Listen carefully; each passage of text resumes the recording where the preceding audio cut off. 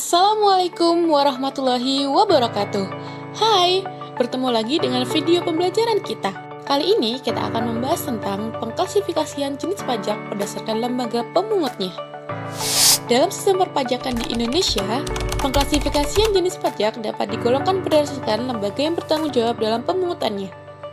Jenisnya ada dua, yaitu pajak pusat dan pajak daerah. Pembagian ini bertujuan untuk menetapkan otoritas pemungut pajak supaya mencegah terjadinya pajak berganda atas suatu objek pajak. Artinya, objek pajak yang telah dikenakan oleh pemerintah pusat tidak akan dikenakan pajak lagi oleh pemerintah daerah, dan begitu pula sebaliknya. Pertama, pajak pusat. Pajak pusat adalah pajak yang dipungut dan dikelola oleh pemerintah pusat yang digunakan untuk membiayai rumah tangga negara.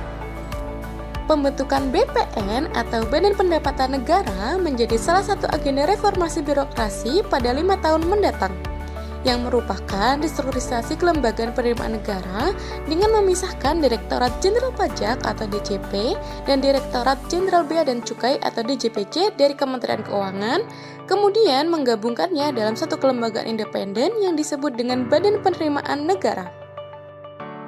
Jenis-jenis pajak pusat di Indonesia diantaranya seperti pajak penghasilan, pajak pertambahan nilai, pajak penjualan atas barang mewah, bea materai, pajak bumi dan bangunan tertentu, dan pajak karbon. Kedua, pajak daerah. Pajak daerah adalah kontribusi wajib kepada daerah yang terhutang oleh orang pribadi atau badan yang bersifat memaksa berdasarkan undang-undang dengan tidak mendapatkan imbalan secara langsung dan digunakan untuk keperluan daerah bagi sebesar-besarnya kemakmuran rakyat. Pajak daerah merupakan sumber pendapatan daerah yang digunakan untuk membiayai urusan atau pengeluaran untuk pembangunan dan pemerintahan daerah. Pajak daerah diatur oleh Undang-Undang Nomor 1 Tahun 2022 tentang hubungan keuangan antara pemerintah pusat dan pemerintah daerah. Dalam pelaksanaannya, pajak daerah dikelola oleh Pemda dan dipungut berdasarkan Perda sehingga pajaknya dapat dipaksakan kepada subjek pajaknya.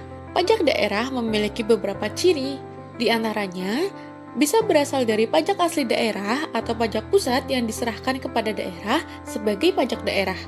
Kedua, hanya dipungut di wilayah administrasi yang dikuasainya. Ketiga, seperti pengertiannya tadi, pajak daerah ini digunakan untuk membiayai urusan atau pengeluaran untuk pembangunan dan pemerintahan daerah. Keempat, dipungut berdasarkan peraturan daerah atau perda dan undang-undang, sehingga pajaknya dapat dipaksakan kepada subjek pajaknya. Next, kita akan membahas tentang cara pemungutan pajak. Cara pemungutan pajak adalah proses di mana pemerintah mengumpulkan pajak dari wajib pajak berdasarkan peraturan perpajakan yang berlaku.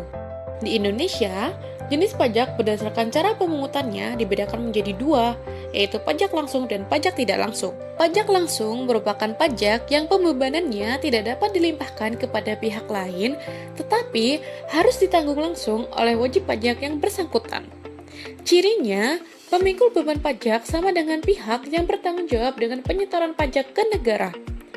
Unsur dalam pajak langsung yaitu wajib pajak, penanggung jawab pajak, dan pemikul pajak merupakan satu kesatuan yang tidak dapat dipisahkan sehingga tidak dapat diwakilkan kepada pihak lain.